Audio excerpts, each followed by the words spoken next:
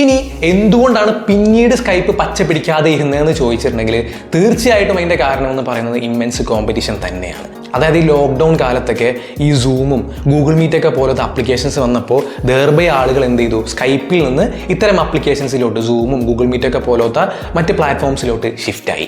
അതിലൊരിക്കലും കൺസ്യൂമേഴ്സിന് അല്ലെങ്കിൽ നമ്മളെ കസ്റ്റമേഴ്സിന് കുറ്റം പറയാനായിട്ട് പറ്റില്ല. കാരണം നമ്മൾ കൺസ്യൂമേഴ്സ് എന്ന് പറയുന്നത് എപ്പോഴും മോർ കംഫർട്ടബിളും മോർ റിലയബിളും മോർ എഫിഷ്യൻ്റ് ആയ സ്ഥലത്തേക്ക് മാത്രമേ പോവുള്ളൂ. അതിൻ്റെ റിയാലിറ്റി അങ്ങനെയാണ്.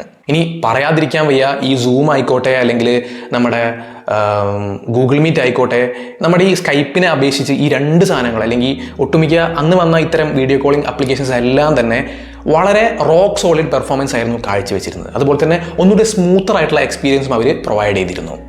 അതിപ്പോൾ വർക്കിൻ്റെ കാര്യമായാലും അല്ലെങ്കിൽ നമ്മൾ ഫ്രണ്ട്സ് തമ്മിൽ ഇൻഫോർമലി കമ്മ്യൂണിക്കേറ്റ് ചെയ്യാനാണെങ്കിൽ പോലും വളരെ എന്താ പറയുക ബെസ്റ്റ് ആൻഡ് അഡ്വാൻസ്ഡ് ആയിട്ടുള്ള ടൂൾസ് തന്നെയായിരുന്നു സംഭവം ഈ ലോക്ക്ഡൗണിന് ശേഷം വന്ന ഇത്തരം പ്ലാറ്റ്ഫോംസ് എന്ന് പറയുന്നത്.